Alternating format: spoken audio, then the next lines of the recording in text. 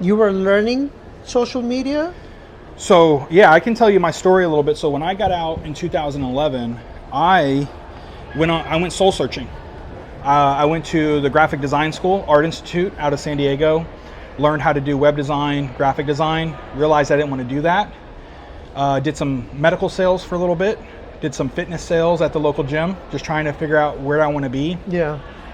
Then I came across a buddy of mine who was also in the military. He went and joined the Golf Academy of America, which is a golf school. Get certified to be a golf instructor. I said, well, I like sports. I like golf. Let me go be a golf instructor. So I go down that path. It takes me a couple years to kind of find my place. And I get certified to be a golf instructor. I open up my own junior golf program in San Diego. That's what led me down the path to entrepreneurship. Yeah. And I had about 20 to 40 monthly recurring golf juniors doing golf coaching every week, every month. But I was working 40, 50, 60-hour weeks. But my main way of getting the students to sign up is I'm not pitching to students, right? I'm pitching to parents. So I'm going to elementary, middle school, and high school. So what did I use? I used everything from Ty Lopez, Gary Vaynerchuk, Billie Jean, and a few other handful of folks. And I found people through Instagram. I found parents through Instagram using geolocations and hashtags. Holy smokes. And I would reach out to a parent that had a kid and say, hey, summertime's coming up. I'm doing free demo days where the kids can come out and spend an entire day for free. They can give it a try. And if your kid likes it and you like it, they can sign up for the upcoming summer camp. That was my DM pitch to them. That was pretty much it. Yeah. And I would send out 20, 30, 50, 100 of those a day. And I'd have about 5 to 6 new parents, new kids coming out and demoing at least about 2 to 3 times a week. And every single one of them signed up. I had a 100% success rate because it was it's $200 for the month. So $50 a week, but they can drop their kid off at one session a week for 2 hours. And they can go off and do whatever they need to do, and then I just teach them golf. So I was doing really great at that, but I realized that I couldn't scale it to where I wanted to be financially. Yeah. But I learned so much about how to use digital marketing, how to use graphic design, how to use Instagram, how to grow social channels. When my other golf coaches started asking me to help them grow their programs, that's when Ty Lopez kicked into my ecosystem, build an agency. So I switched within a matter of a couple months from hosting my own junior program to having about 5 to 6 clients paying me anywhere from $1,000 to $10,000 a month with their own junior golf programs in Southern California. Wow. So I went from making probably, four grand a month with just my program, working 40, 60 hours a week, to in the first 3 months I had netted, I grossed about $45,000 in the first 3 months of doing agency stuff. And I still did work, yeah, but I significantly, cut back on how much time I needed to do the work because I understood it so well. So that's how I got into the whole thing. And then, long story short, the agency work is a headache. Working with clients at that level, when they think of you an agency, they're like, no, just make my content. That's it.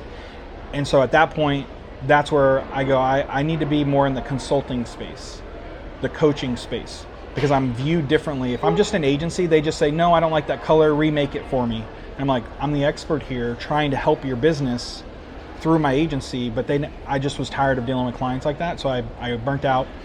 And then I switched from agency work to full-time online business coaching and consulting for the last 6 years. Coached over 700 clients and across the world, different niches, different markets. That's my main expertise: sales funnels, marketing funnels, email, sales copy, content creation, mindset, a lot of coaching, a lot of therapy, mindset. So that's how I came about, why I'm here today. But, enough about me, right? More about you, right? So how'd you get into real estate or what you're currently doing right now? It's a long story, but let me see if I can make it shorter. One of my best friends during high school, his dad, I remember they used to live in a really tight apartment. Mm-hmm. So me personally, there were so many people living in one apartment that it broke my heart to just go there to his house, right? Mm-hmm. But I always noticed that his dad was always working on selling cars. He was buying cars, selling cars.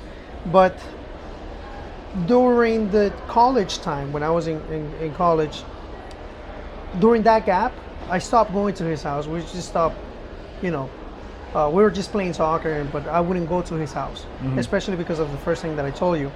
I didn't feel comfortable. I felt something in my heart just not comfortable, so I didn't want to go continuously.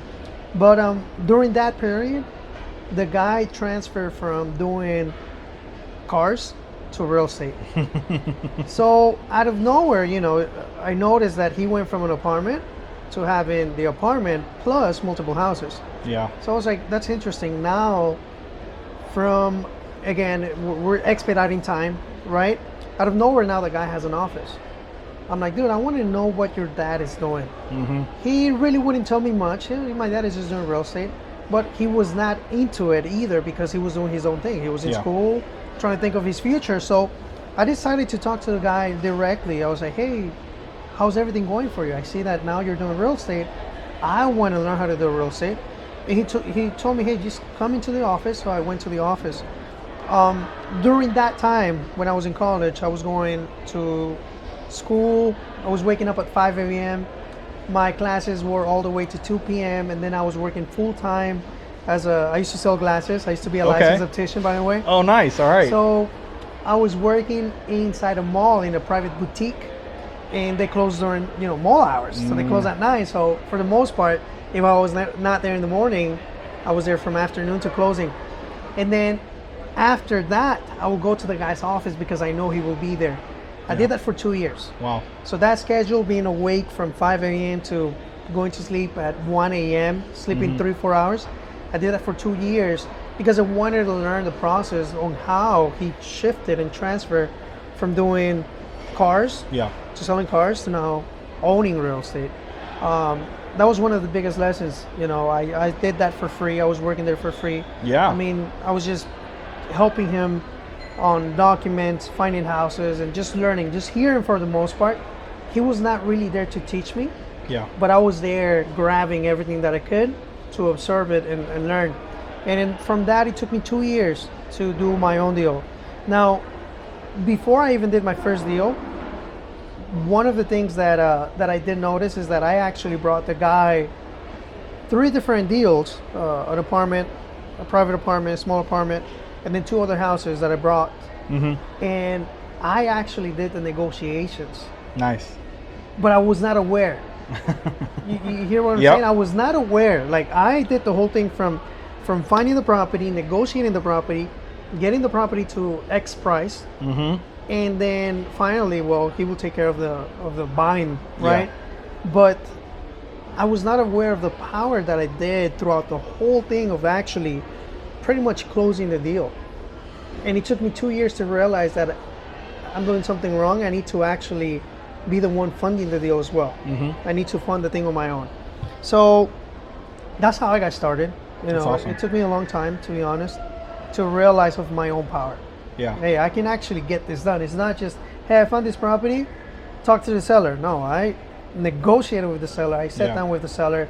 I talked to them. I hear them out because in these type of situations, so the houses that I focused on was foreclosures. Yeah, houses that's a great list to go after. Exactly. Yeah. So it's houses that were literally going to be on sale 2 weeks after a specific date, right? Yeah. So I was going before offering to buy the house before I even went to the auction. It's not an easy conversation because you're talking to people who are going through some kind of financial hardship. Yeah. And then you have to make them break a wall of not feeling comfortable talking about their personal problem to a stranger.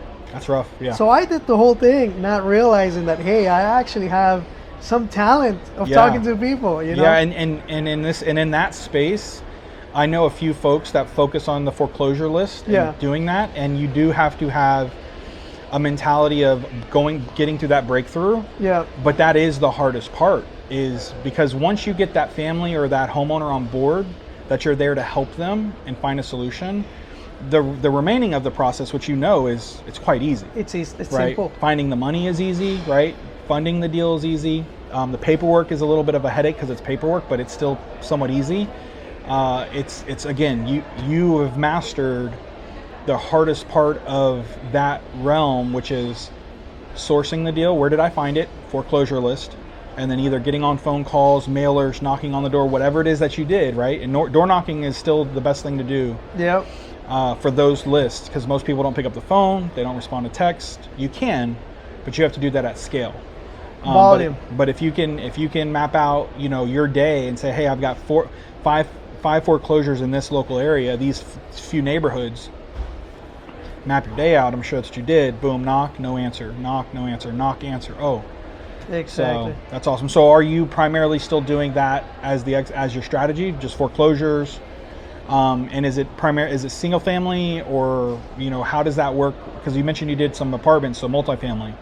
So where are your primary focus right now in real estate? So as a company, my primary focus is the transfer. Okay. I want to transfer from residential to commercial, and I'll tell you why. Okay. The process is the exact same. Mm-hmm. The amount of energy that you have to put into something is the exact same. Mm-hmm. Everything that requires you to put time and money is the exact same. Yeah. The only difference is that on commercial, you see much more profits compared to residential. Got it. Also, the other benefit is that on commercial, you're dealing with 100% professionals. Yeah. People that know the business, understand the business, and they don't take anything personal. Versus residential, for the most part, is, it's you're trying to buy something that has an emotional attachment to these people, so it's a little bit harder. Now, on the residential side, it's just the way to get started. Yeah. It's just the best way to get started, because you're getting that one-on-one experience that's going to lead you to different places. Yeah. A lot of people who start in single family flipping or wholesaling, and they do it for X amount of years, they find themselves doing a different kind of business. Yeah. Real estate is really broad. Real estate is extremely broad. Yeah. So if you start doing fix and flips, or just finding those properties, those opportunities, you can dedicate yourself to be a wholesaler. Mm-hmm. You can transfer yourself to doing the same thing but for commercial, or you can become a lender. Yeah. In many different ways as well, because there's different structures for lending. Yeah. So again, real estate is broad, and the important thing is getting started. Absolutely. Now, my personal focus is transferring to commercial because I want to maximize. I want to grow. If you want to grow, you have to find different ways of maximizing. And there's only two ways of maximizing. For single family flipping, you either have to do more houses, meaning you have to deal with much more people, meaning that you have to knock on a lot more doors or much more calls. Yeah.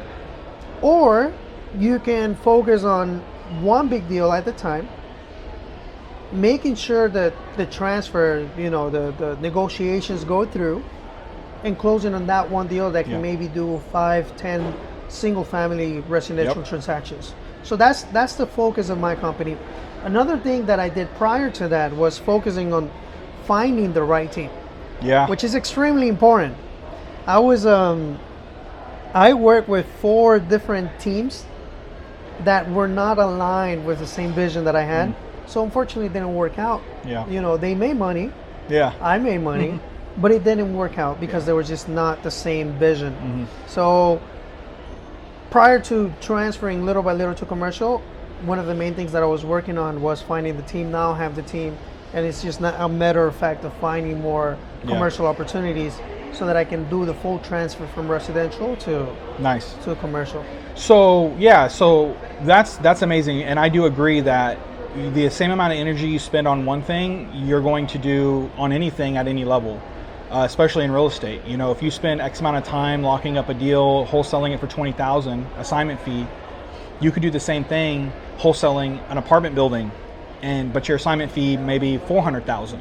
That is, and I've seen people actually achieve that. I've never achieved that, but I've seen that. So, there's obviously a lot of self-discovery there, and having to overcome some limiting beliefs to be able to say, like, who am I to call this, 80-unit apartment building, try to negotiate terms, and then find somebody who wants to buy. Like, anybody can do it, but you're absolutely right. I agree that the same effort in doing it for a single-family wholesale assignment, you're going to do very similar things for a larger 80-unit building.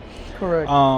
But now that you're going into commercial and you've got your business, and it sounds like you've got some things like pretty smooth out and things are going well, off camera we talked a little bit about, like, okay, my team, even me, I've realized I need to do more social media. I need to be out there more, right?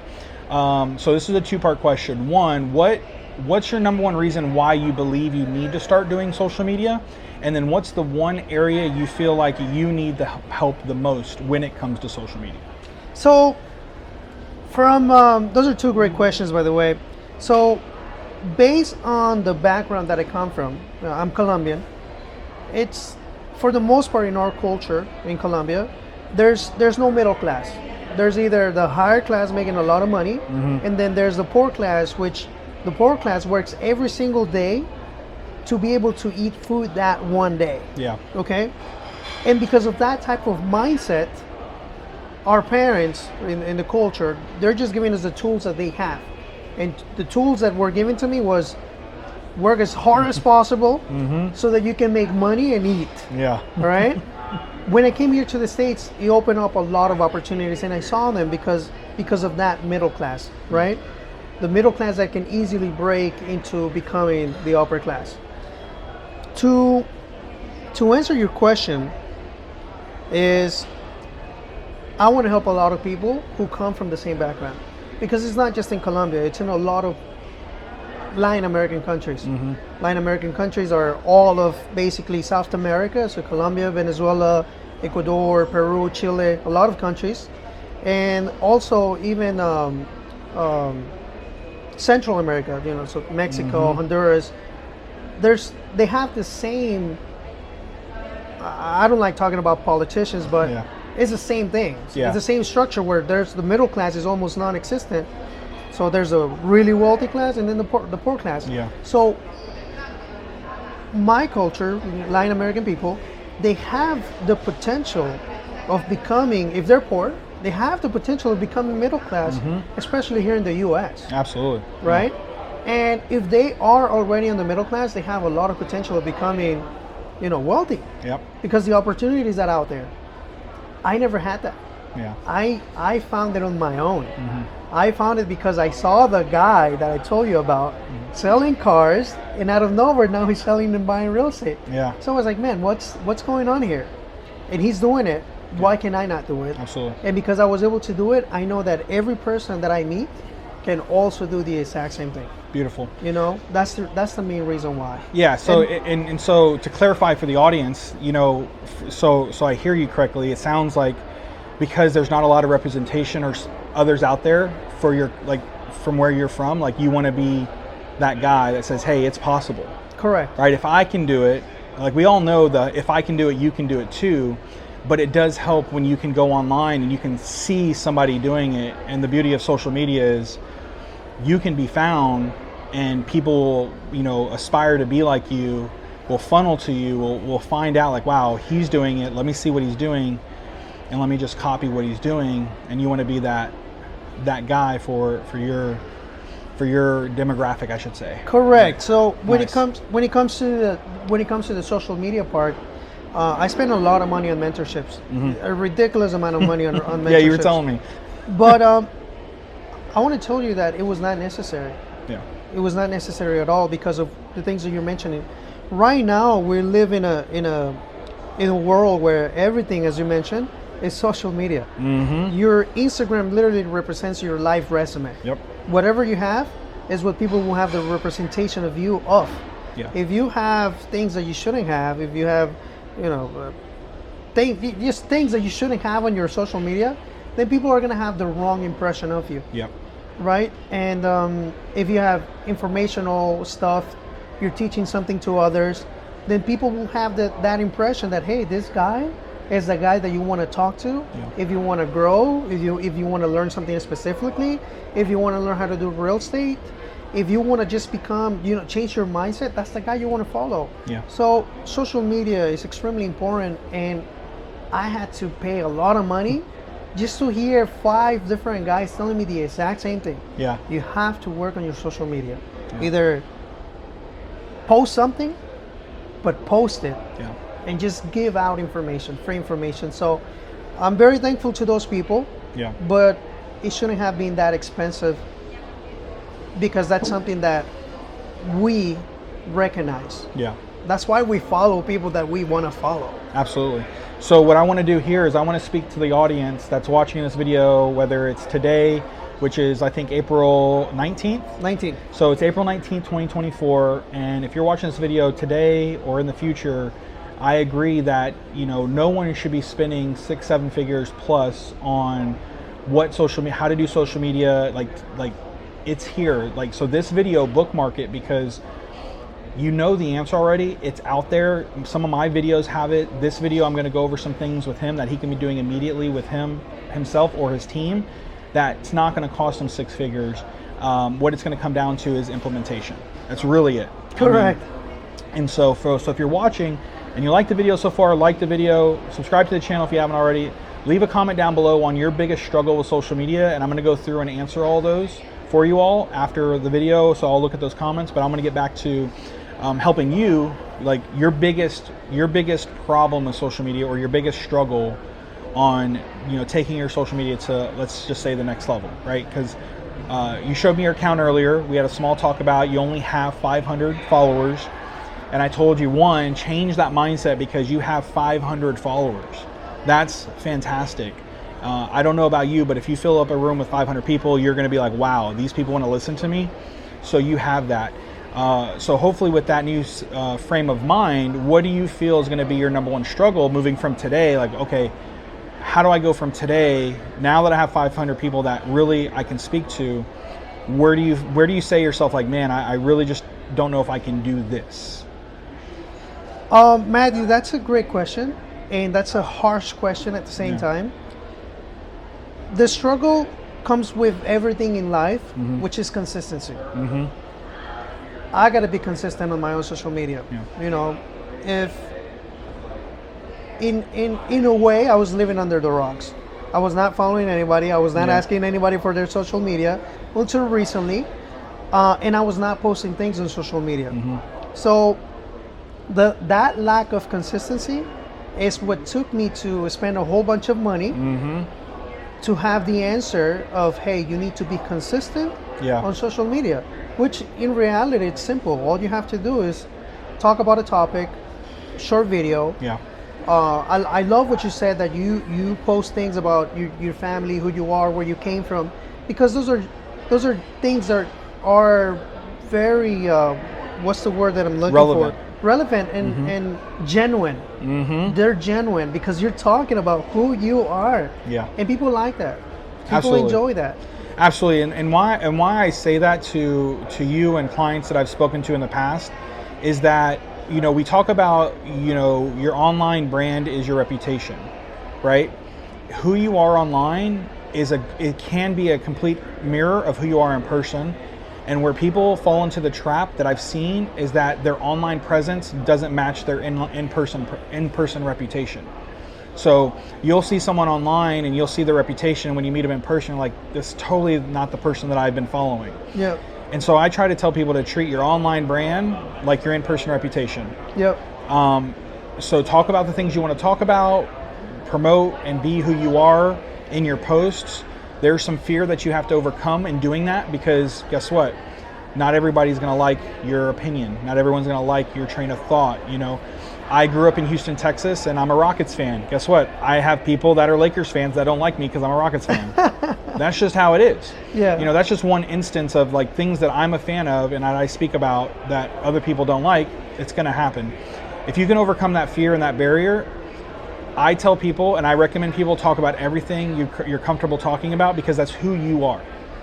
When it comes down to the food you like to eat, the events you like to go to, the businesses that you like to run or invest in, right? No matter what it is, your family, your friends, right? You know, and I know politics is a tough subject, but sometimes you have to speak out and just tell people, like, hey, like, this is why I believe this, and this is who I am. And that's why I speak heavily on my accounts, especially when I speak out for the American culture. A lot of what we're going through today around just American society and our social construct is we're very privileged and spoiled that we don't realize that in other countries people are getting locked away for their opinions on politics. Wow. And I'm only going to briefly talk about it, but there was over 300 people in England that got put in jail for tweets they made on Twitter. Wow. Now, I don't know the context of the tweets, but even still, they're in jail in England, in the UK, right? And so that scares me here when in America you're supposed to have the freedom of speech, not hate speech, not criminal speech, not like I'm going to, damage you speech, but like for me to be able to say I support XYZ for this reason, I could potentially go to jail. Like that's unheard of here in America because that's what America stands for. Right. But I say that openly and confidently here on my channel because I know that's going to resonate with someone else out there that thinks like me. That's going to create a common bond. And you know what? The people that don't have the common bond with me and they don't support me, I'm okay with that because we're just not meant to be aligned. So my biggest advice for you is consistency is definitely one key component. And obviously that's an umbrella of like, well, do you have the equipment? How do you upload the videos? How do you chop the videos? Who posts the videos, right? There's so much more than just being consistent because there's a whole web of things that need to be done. But again, if you can overcome the fear of the outside judgment, you know, how many followers you get, how many people leave, and you just post who you are, just like we're living today. Yeah. We're here today just being ourselves. We're meeting people at the conference. We're having great conversations with new people. If you can act like that online, then it's going to be so much easier for you. And then I'd love to give you a couple tips for you here, but also for the audience to take. One is, you can write this down later, but Opus Clips. Have you ever heard of Opus Clips at all? I actually heard of it last week and I got it. Okay, so for those of you watching, and I'll leave a link down in the description, it's my affiliate code, use Opus Clips. Because we're talking for maybe 10, 15 minutes here. I'm gonna plug it into Opus Clips and it's gonna make all my clips for me. It's gonna give me my searchable titles. It's gonna clip up the link that I want. Wow. And it's phenomenal nowadays where if I did a long form content like this, I'd have to go and either hire someone to do all my shorts. Yeah. But AI is the way to go. You buy credits if you want extra hours, but it's only $200 for like 50 hours, and that's a lot of hours. It's been worth the investment. I have a partner that I've been working with. His name is Javier. If you go check, I'll leave his channel down below as well. He grew over 700% in the first quarter of 2024, just from YouTube Shorts. We posted close to 260 shorts on his YouTube channel, and we grew over 700% in terms of subscribers. Wow, that Views is is ridiculous out the roof. And all we do, our model, our strategy, and our formula is long form content like this. Yeah. Document as much as you can. Don't create, just document. We're just documenting a conversation right now. We didn't come up with a strategy plan. Not at all. Like, hey, what's the topic's gonna be? Like, no, we're just having a conversation. We're gonna document this whole thing. I'm gonna let AI go pick all the clips I want, and it normally spits out about 30 to 35 clips. And I can do it multiple times. I can say I only want 30-second clips. I want 1-minute clips. I want 5-minute clips. It'll go and do all the cutting for me. It'll add captions that I like on there. So the Alex Hormozy captions, the other captions that other popular people are using, they have templates that it does it all for you, and I'll show you after what they look like here. So that's tip number one. Go on Opus Clips, start your account, use their free credits until the free credits run out. You can then go buy more credits. Whatever that pops out, don't think about it, just post it. And I'll show you my buddy's account, Javier Paredes, on Instagram, and he's just posting them like a madhouse. I'm posting them on YouTube, and we're seeing nothing but massive growth on his social channels. We record long form real estate content. Yeah. We have a guy that follows him around. Sometimes I follow him around, and we just get 30, 40, 50 minutes worth of content, and then I put it through Opus Clips, and then we just redistribute it on the different channels. So he posts his own on Instagram. I upload everything to YouTube and schedule everything out. Wow. That's really the formula. That is amazing. So if you want to be out there and you want to take, action about, being consistent, be consistent with that one little tip and strategy, and you'll see growth with your social media, and you don't have to overcomplicate it. Okay. The only thing you have to determine is, one, invest in mics like these. This was $120. 2 wireless mics that hook up to an iPhone. Yeah. iPhones have amazing video quality. Audio is going to come through amazing. Get a tripod that you can be universal. And then if you have an opportunity to sit down and have a conversation with somebody, record it. You never have to use Document it. But document, Wow. don't create. That's a huge saying that I stole from Gary Vaynerchuk. I always have to give Gary V props. Yeah. Document, don't create. don't have right now. When you go and you have a marketing team of 20 people, then they can have marketing meetings on how the content needs to be. But while you're growing right now, don't sit down and strategize every little piece of content you need. Just say, hey, you know what? I can record this property walkthrough. So if I can't record it, then I need to find somebody that's going to carry a camera and follow me around while I do my property walkthrough. And that could be an intern, that could be a family member, a friend. Maybe you have to find a videographer and pay them, $15 to $20 an hour to come with you. But just have them just turn on the camera, you mic up, and you're you, and he's a fly on the wall. You take that video, throw it through Opus Clips, and then redistribute. That's amazing. And you will grow. And I mean, the way that you put it down, it's simple. Yeah. It's so simple. It's getting simpler with AI. It's definitely making it easier. And so what I've done over the last several years, coaching hundreds of clients, is making it simple. There's so much complexity out there with you have to have this funnel, this framework. You have to do you have to, identify where someone's at in their journey. And because you're just starting out, you need a taste. And the taste and what you can do right now and have massive impact is long form content, use AI to convert it into shorts, and then redistribute to your social channels. So TikTok, Instagram, LinkedIn, Facebook, it'll take time distributing it to those, but you don't have to overthink it. And I'll show you here off camera the videos, the growth on his account, my account, and how YouTube Shorts can blow you up on social media. Wow, that's amazing. And then once you have proof of concept, then you can start talking more about how do I leverage and how do I get people to do deals with me, right? What's the goal? What am I? And you mentioned earlier, you want to be the voice of your culture. People that are low poverty, trying to get middle class. Now that's maybe something you keep in the back of your head. So when you are recording content, you can kind of spice that in there, right? Oh, I see. You can throw your story in there a bit and say, hey, look, this is where I came from. This is where I'm at now. It took a lot of grit. It took a strategy, a vehicle. But here's the things that I did that got me to this place. And I wish someone like me was around that could do it. So pay attention if you're in my shoes. If you were in my shoes where I used to be at, right? Wow, I see it. So here's step one, right? Find a vehicle.